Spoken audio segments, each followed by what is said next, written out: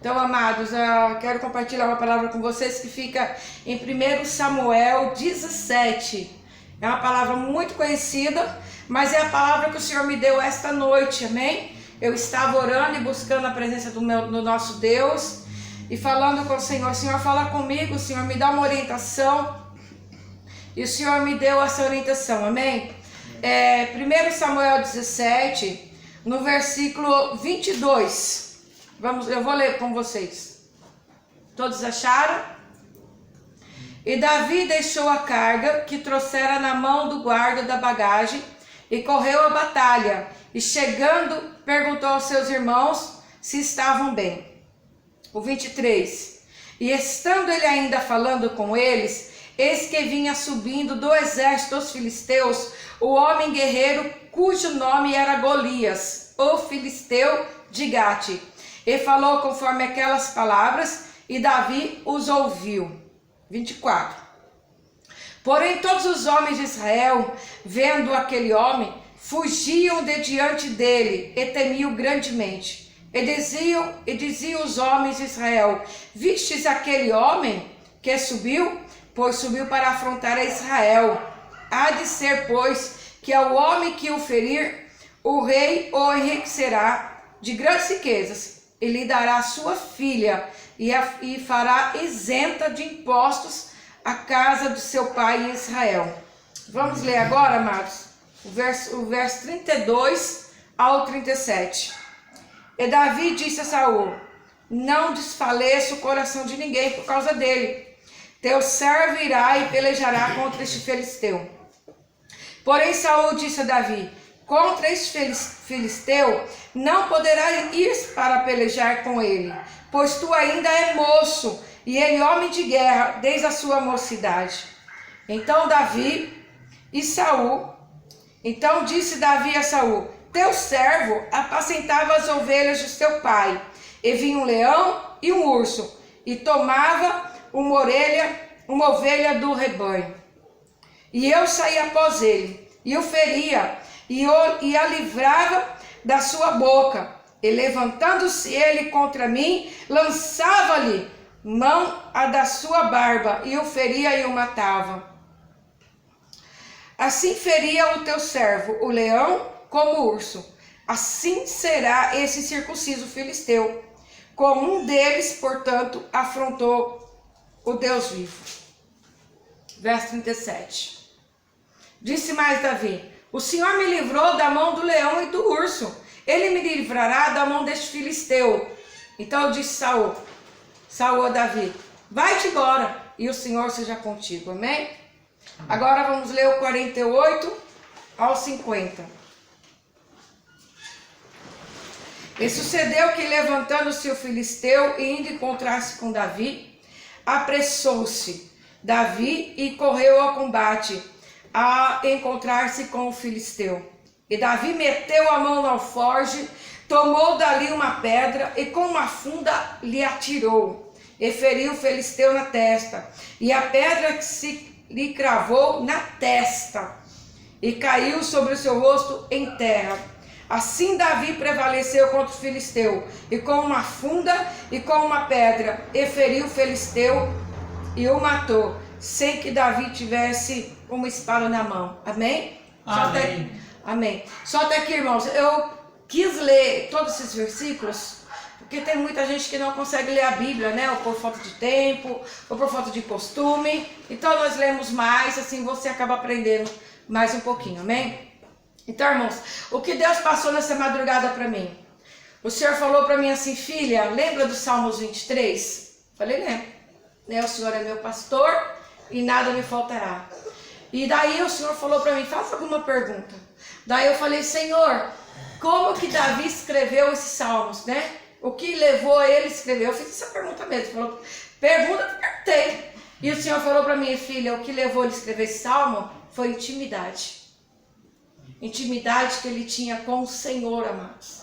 Davi, para escrever os Salmos 23, o Senhor é meu pastor e nada me faltará. Então vamos imaginar, Davi, ele estava no deserto, cuidando das ovelhas do pai dele, né? Mas aqui na palavra nós entendemos que as ovelhas eram do pai dele, mas Davi ainda falou que as ovelhas eram de Saul. Então o pai dele era empregado de Saul, amém? Então Davi cuidava das ovelhas. E Davi observava aquelas ovelhas.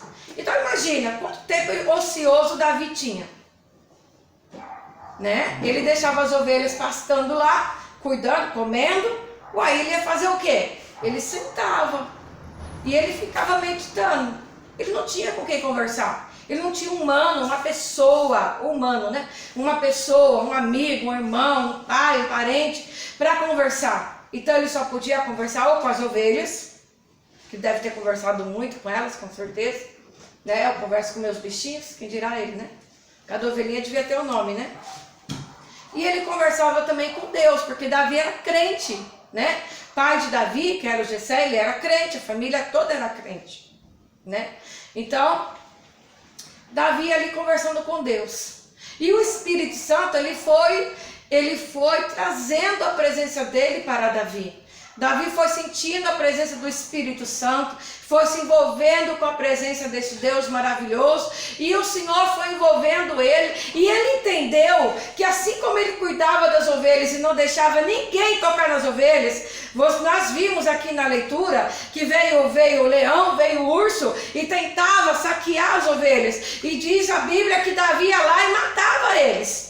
Arrancava as ovelhas da boca deles e matava, ele jogava eles longe. Então, irmãos, ele entendeu naquele momento que o Senhor, o nosso Deus, era como ele. E nós somos as ovelhas, irmãos.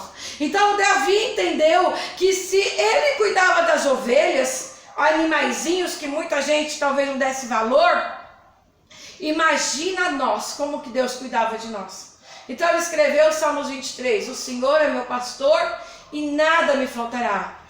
Então, assim como ele cuidava das ovelhas e não deixava nada faltar para elas. Bom, esse pasto aqui tá ruim, não tem muita grama, não tem alimento para as ovelhas, então eu vou levar elas lá para outro lugar. As ovelhas precisam beber. Levava elas para ribeiros de águas. Assim Davi acabou escrevendo o Salmos 23. E o que levou Davi a fazer isso? Intimidade. Irmãos, Davi só conseguiu escrever tanto Salmos 23 como tantos outros que ele escreveu porque ele tinha intimidade com Deus. Muitas vezes nós temos intimidade com a família, com os amigos, com o namorado, com o pai, com mãe, com parentes, e muitas vezes nós não conseguimos ter intimidade com Deus. Nesta noite o Senhor está me convidando e convidando a você. Busque intimidade com o Espírito Santo. Nós estamos agora nessa quarentena, em casa, né? Em vez de você ficar assistindo televisão, vendo filme, em vez de você ficar brigando com a família, vá para o seu quarto de oração. Tenha intimidade com Deus do céu, com o nosso Pai Celestial. Irmão, nós entendemos aqui que quando Davi olhou, ele chegou naquela situação.